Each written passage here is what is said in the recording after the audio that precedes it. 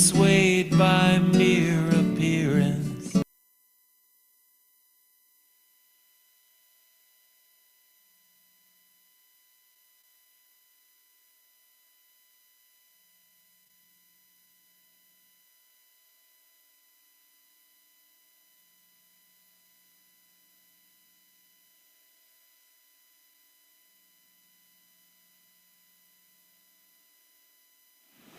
Whoever you are, we welcome you. Wherever you come from, we welcome you. Whomever you love, we welcome you. Whoever you are, we welcome you.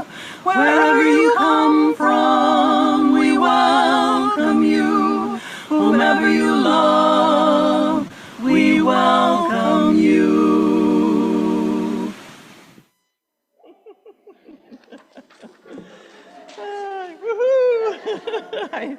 4 of me, I know. Oh gosh. Good morning. My name's Lynn Israel, and I'm the coordinator and the service leader for today's program entitled A Common Destiny. Thanks to Lisa Merrill Price, wherever she is, and Tina Jones and Bob Price for helping with technical assistance, and Laura Schutza for help with the music. Please be aware we are recording this service, and it will be posted on our YouTube page. For privacy, we do pause the recording during the sharing of joys and concerns. Announcements are saved for the end of the service after we extinguish the chalice. At the Maumee Valley Unitarian Universalist congregation, we come together as a warm and friendly group of people where our unity in diversity is expressed in the wide range of music, speakers, and Sunday services and topics that we offer. Find us, and ye shall seek. Please join me in the responsive reading found on the screen or in your printed program. We come to this time and this place to rediscover the wondrous gift of free religious community, to renew our faith in the holiness, goodness, and beauty of life, to rekindle the flame, to reclaim the vision of an earth made fair for all people. And now, please stand as you are willing and able. What? Oh, the chalice lighting comes a little bit later. Stand as you are willing and able, and we're going to sing, hopefully you have a teal hymn book, The Oneness of Everything by Jim Scott. It's found on page 1052 of the teal hymnal. So let's see, 1052.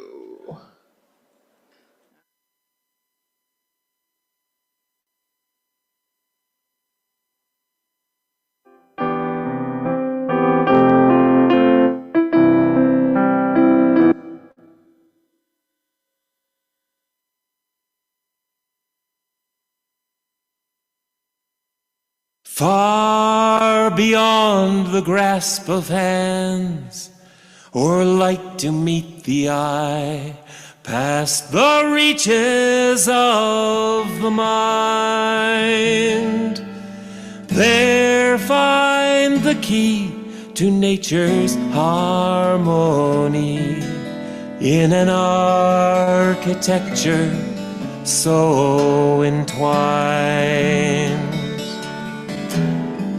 Like the birds whose patterns grace the sky and carry all who join in love expanding, the message of peace will rise in flight, taking the weight of the world upon its wings, with the oneness of everything.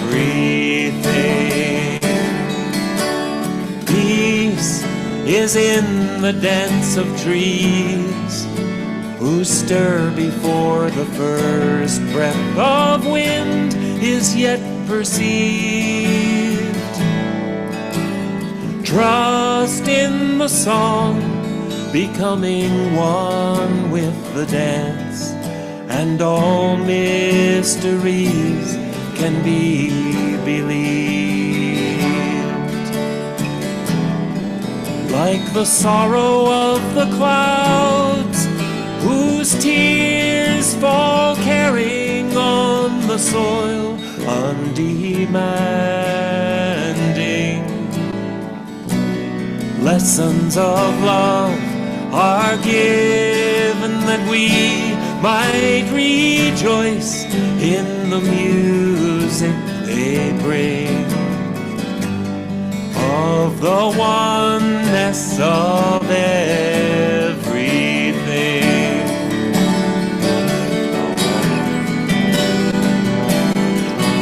From chords that sound of molecules, spinning billions to a cell, the call resounds afar to the sun who warms the dancing earth, and whose song holds it close on the journey of a star.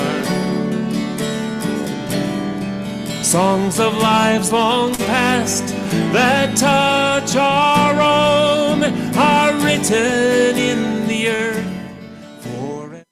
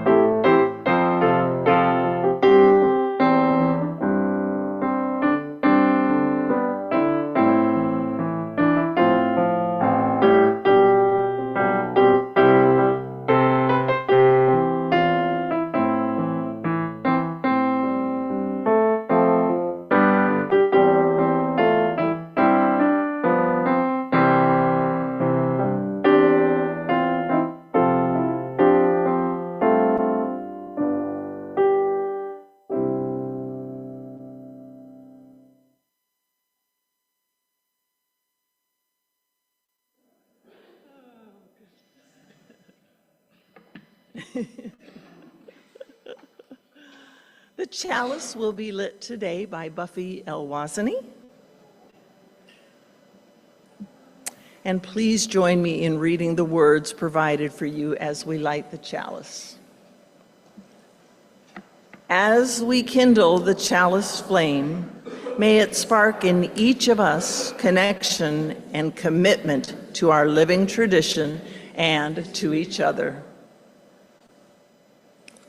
May this flame, symbol of transformation since time began, fire our curiosity, strengthen our will, and sustain our courage as we seek what is good within and around us. We're delighted to have the children join us today. Kind of a small group today, but welcome. I ask us all to pause in gratitude for each child among us, for they renew in our hearts a sense of wonder and joy and stir us to a fresh awareness of the sacredness of life and divine possibility. I think everybody will enjoy the story that I've chosen to be read today, entitled The Wooden Bowl. It's a German tale from a book called Wisdom Tales from Around the World, and Robin Delamater is going to read it to us. Yes, she has to kind of get herself set up with the microphone. Yeah.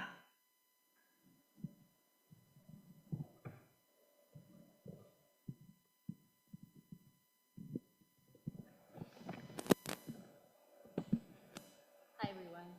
So here's the book. The Wooden Bowl, A Tale from Germany. There was a celebration on the day that the old man came to live on the small farm owned by his son and his son's wife. A fine meal of freshly grown vegetables and home-baked bread was set out on the table. The couple covered a new bed in a small adjoining room with a warm cover and soft pillow. "We hope you will be comfortable here," said the son, as he carried his father's few belongings into the room. "As long as I have family around me," the old man said, wiping a tear from his eye, "I will be happy. Perhaps there is still enough strength in these old limbs to help a bit on your farm. I want to be useful." "You are welcome to work as you will, or rest when you want, Father," said the son. The next morning, the old man dressed himself in work clothes and went out to the barn to feed the pigs and chickens. He scooped the chicken feed into a wooden bowl and scattered it about the yard. He watched with amusement as the rooster strutted. "Oh, to be young again," he sighed to himself as he rubbed his stiff hands to subdue the pain he felt in his old joints. Each day, the old man did as much as his body would allow, and each night he sat with his son and his son's wife at dinner. He noticed the swelling in his granddaughter-in-law's belly. He noticed the swelling of his daughter-in-law's belly and eagerly looked forward to the day when his first grandchild would be born. Days melted into months, and finally the child arrived. The old man held his grandson with great tenderness. He recalled his own son's small face as he gazed with wonder at the tiny eyes that stared back at him. "Be careful how you hold him," said the young wife. "Your hands are trembling." The old man had noticed it too. The dull pain he felt in his joints had increased each day, and now his hands were betraying him. "Don't drop him!" exclaimed the wife, who worriedly snatched the child away. After that, the old man's changes came quickly. By the time the small boy could sit up by himself, the old man found it harder to cast the chicken feed from the feeding bowl. His hands could not grip a pitchfork. His son tried to ignore his father's aging. By the time the grandson could walk, the old man could not stride any longer into the barn. His steps were slow. His back was beginning to stoop. He worked as he could, but did not accomplish much. Times were hard, and the son had to let most of the farm help go. Now he worked from early hours to sunset along with his wife. The old man tended the little boy, but could hardly keep up with him. One night after a grueling day in the fields, the son and his tired wife sat down to a hastily prepared dinner. The boy sat next to his grandpa as the wife placed a large bowl of porridge on the table. "Times have been better," she sighed. "I'm looking forward to the first fresh vegetable crops." Grandpa tried to ladle some porridge. His hand shook so much that he toppled the bowl onto the dusty floor. "How clumsy!" the wife shouted. It was more than the old man could bear. He slowly got up and left the table. His son ignored the problem and sat silently as his grumbling wife cleaned up the mess. Each day the old man's condition worsened. He began to drool. The wife sat him at a small table in the corner, away from the family as they ate. One night the old man's trembling hand knocked his porcelain eating bowl off his little table. It landed with a crash and broke on the floor. The wife went out to the barn and got the wooden bowl used for the chicken feed. She filled it with food and served the old man another supper. "Now here is one you won't break," she said. Her husband stared into the distance and again said nothing. One day when the young child was older and had learned to speak, his father and mother found him industriously chipping away with a stone at 2 chunks of wood. "What are you doing?" the boy's father asked. His son replied, "I am making each of you a present." "What could it be?" his father asked with delight. "I'm making the wooden chicken feed bowls I will give you and Mama to eat when you are old," said the boy. The boy's words stunned his father. The future loomed before him, and he saw himself old and forgotten. When his vision cleared, he noticed his frail father sitting alone in the corner. He gathered the old man in his arms and led him to the table and set a place for him with their best dishes. That night, as the young boy watched, his father fed the old grandpa tenderly with a silver spoon. He handed his wife a cloth napkin, and she gently wiped the old man's drooling lips. From that day on, they both treated the old man with the same kindness and respect they hoped to receive from their own son in their elderly years. Treat the old with love that is ample. The very best teacher is a good example.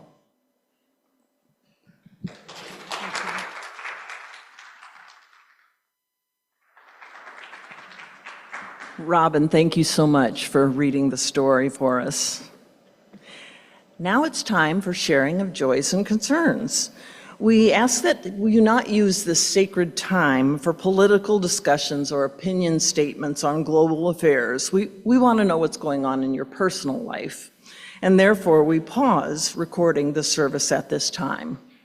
If you'd like to share, please join others in standing over to my right and taking turns coming up to the table. Then introduce yourself, select a stone. Our actions affect everyone and everything in the world. We emphasize that in our being environmentally conscious. We emphasize that in how we conduct ourselves in political discourse. We want to always keep in mind how it is that our destinies are intertwined and shared. We want to be the ones to keep it elevated. We want to be the ones to always go high and to use the fine bowl and silver. And it's good to remember when I am tempted to go low, just react, to remember how it is we share many other things than our destiny. It's not just our destinies that we share, we also share the journey.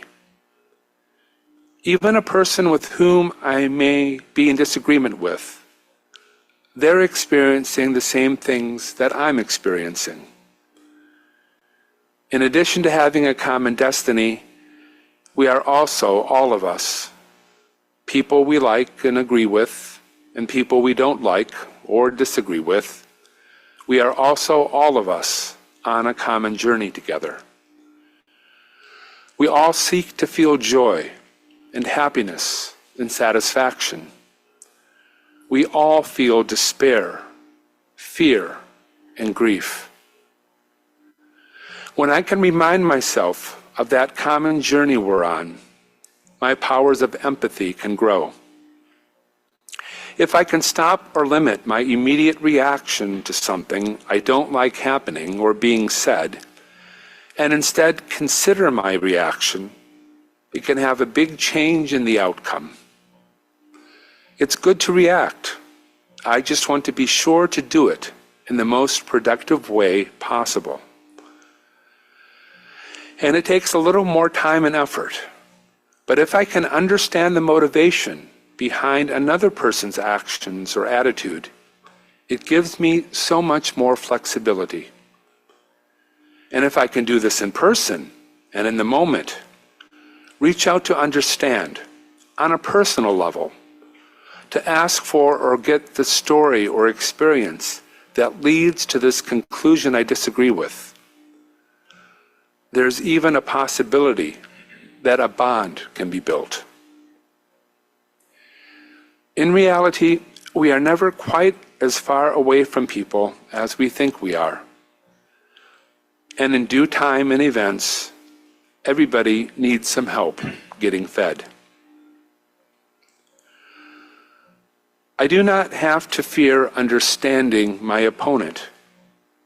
Understanding a different position does not diminish or weaken my position. Likewise, to explain is not to excuse. But it does go a long way in trying to keep things elevated. I can always do my part in flapping my butterfly wings to try to prevent the hurricane. There is so much going on in the world. There is so much to be concerned about. An escalation of the wars in Gaza or Ukraine. And I'm not so naive to say that if Putin and Zelensky have a cup of tea, they can work things out. I mean, that's not beyond the realm of possibility, if that's what they wanted to do. But no, those butterfly wings flapped some time back. No matter how nice or understanding or empathetic I am, neither Zelensky or Putin are taking my calls. And there is nothing I can do that can undo history. But everything I can do and do at this moment and from this moment on can and does have an impact. I just need to remember that we are all on a common journey and that we have a common destiny. This is good to keep in mind during this election cycle. And to help us to keep this in mind, if you should choose, there is a Peace Vespers scheduled for November 6th, the day after the election. Whatever happens, or more likely doesn't happen, on Election Day, it will be good to provide an opportunity to be together as a community of faith and action on the day after.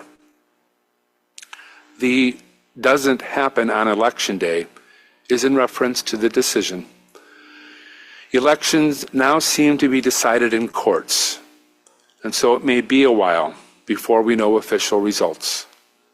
Hopefully not, but it's just another case of one of those things we may want to be prepared for just in case. A long, drawn-out counting, recounting, suing, and countersuing.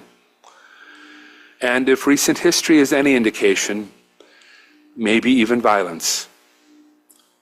Not saying this is inevitable, just saying it's good to be mentally prepared in case. To give ourselves a chance to be conscious of our actions and how we will want to react. To make sure we're doing what we can in setting the table for Grandpa and flapping our wings in the right direction. Spending time to consider how it is we can be sure to stay high. And there will be an opportunity to use the Peace Vespers as that space if so desired. And we may want to have them weekly for a while.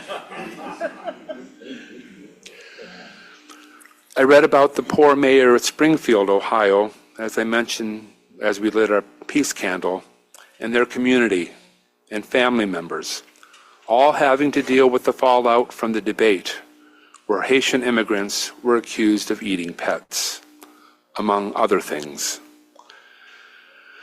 I am aware of the heated passions of people around the election. Neighbors, co-workers, family members, in frustration, lashing out. And even if I put out good and don't necessarily feel that I got good back, at least I can feel good that I put out good. I would rather be faultlessly hurt. I could live with myself a little better than knowing I caused hurt. One of the things that I want to keep in mind, what we all have in common, is that antagonism increases gullibility. When I'm angry or hurt or fearful and don't like somebody or what they're doing, if I hear something bad about them, I am more likely to believe it. My skepticism decreases. I am less likely to question it if it confirms my feeling of antagonism. Again, to explain is not to excuse. To understand another point of view is not to diminish my point of view. So it is a good thing to do my part to try to diminish the antagonism, to try and decrease the antagonism I feel, to lessen my gullibility, and by going high, to decrease the antagonism of others. That will help to lessen their gullibility. I consider how it is that so much of what I am feeling and experiencing has and is and will be felt by other people as well, so that my empathy might also have a pragmatic effect. We are all on the same journey. We all have a common destiny. What harm is there in trying to make it as comforting and comfortable as we can? We're pretty much all looking for the same things. Even the people I may not like or disagree with. They too love their families and friends and want to be happy. The mayor of Springfield asks that people send help, not hate. What the people of Springfield want are the same as anyone wants. The same as the people of Gaza and Ukraine. Security, housing, food, medical care for when they are sick. I remember interviewing the Afghani refugees a year or two ago. Them talking about their families, seeing their bravery, sensing their fear. They sought security for their families, schooling for their children, housing, medical care for when they're sick. All of us sharing a common journey to a common destiny. I know, like the husband and wife, that what I send out comes back. And I especially want to be sure that I don't start being like the people I don't like. I will try my best to do what I can to send out help and not hate.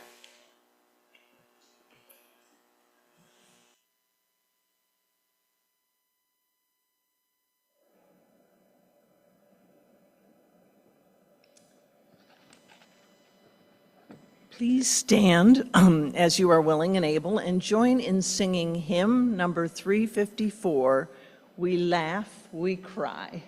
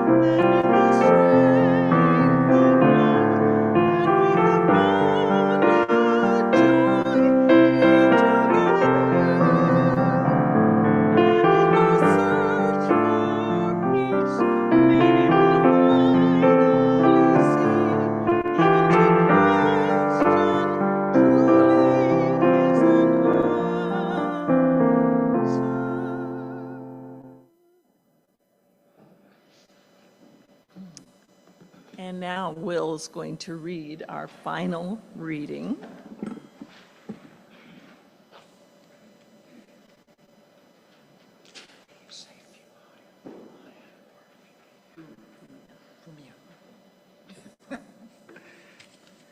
Our closing words today are from To Be Joyful by Molly Fumia. To be joyful in the universe is a brave and reckless act.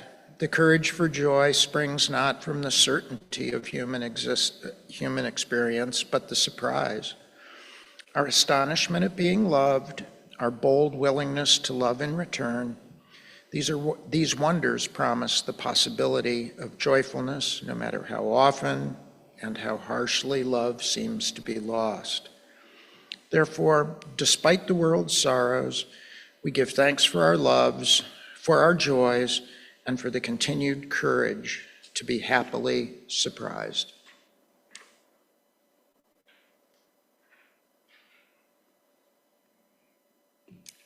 As we extinguish the chalice, let us carry its flame into the world, serving others with love and a sense of justice.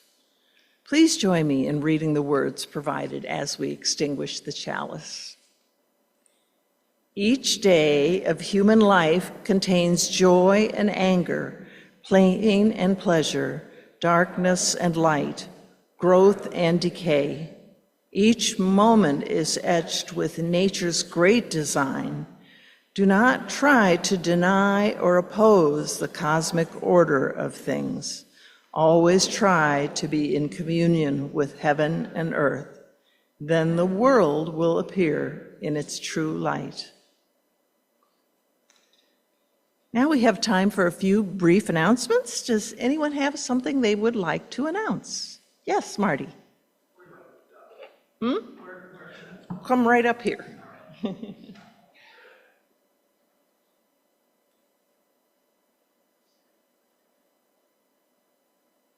So I was here a few weeks ago and met a lot of you, but I'm a recent UU seminary graduate. And I came out of seminary with something that most seminarians do not. My mentor was her congregation was refurbishing their church. And she let me know that they were going to chairs rather than pews, and that these beautiful oak pews were going to have to go to the dump. So I persuaded my husband, who was very busy with other projects at that time, to rent a truck and go rescue these pews. And they are in an outbuilding on our property. We are now getting ready to sell our home. So the pews are once again in danger of going to the dump. And if anyone of you would be interested in having a piece of Unitarian history, these pews are available, and we would be most grateful. A seminary colleague of mine had similarly come into possession of some pews, and what he did was he used them for woodworking projects, making pulpits and making bookshelves and things like for artwork to stand on in his sanctuary. So if there is any interest in one or all, we have a dozen 12-foot pews and one 9-foot. And probably we're going to keep the 9-foot depending on circumstances. But I can show you pictures at coffee if anyone is interested. Did you say they're oak?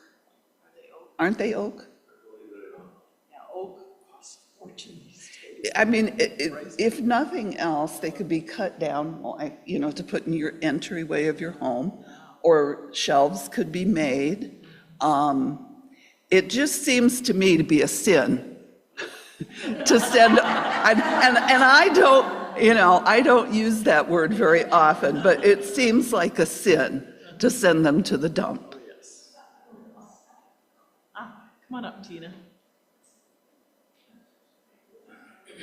Okay, so I'm up here to drum up some business for next week's service. The RE is going to take a chunk of time, and Noelle is going to regale us with some of the achievements and accomplishments of the kiddos from throughout the year. And the Sunday Service Committee, we thought it would be interesting to open that up for the congregation as well, that if people want to put together either a PowerPoint one slide or a Google slide and share it. I have a link to a template in the Sunday newsletter or in the Friday newsletter.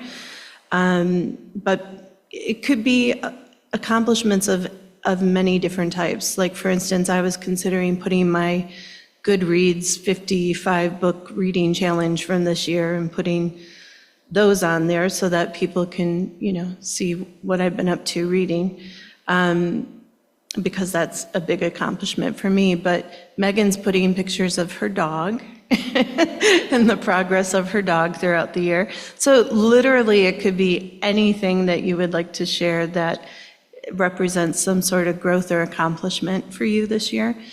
Also on the 30, whatever that Sunday is right before New Year's, we're going to be doing like a small group discussion type of service where we talk a little bit about how we came to Unitarianism.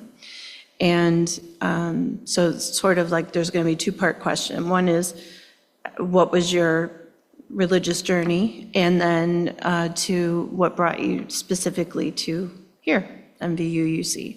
So just let those thoughts percolate and let me know on email news@mvuuc.org if you have any questions or need the template. All right?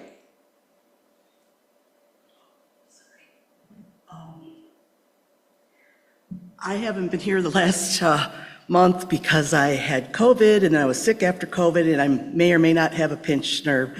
So I'm going to be working the next 2 weeks. So if anybody is interested in being a greeter, I'm hoping to be back the end of December. But I just wanted to let you know I won't be here the next 2 weeks. Thanks.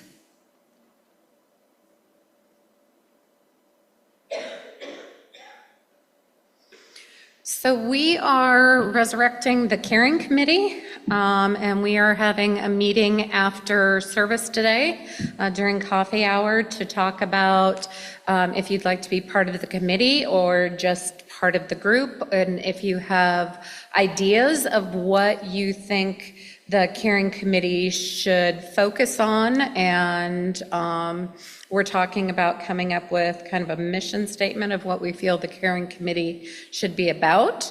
But we're really, really open to ideas and wanting people to participate and wanting to, express our caring for this congregation. And so if you have ideas, join us afterwards. And speaking of caring, I just found out this morning that Susan Rogers has pneumonia. So she's kind of laid up for a couple of days, but the doctor's given her lots of antibiotics, so hopefully she'll be feeling better sometime soon. She's home, yeah, yep. Huh? Susan. All right, let's see here. Okay, so, and no announcements on Zoom? All right. For further news, remember to read our weekly email, which provides comprehensive information about everything that's going on at MVUUC. And visitors, I'm not sure we have any visitors today, so, well, yeah, we might have one.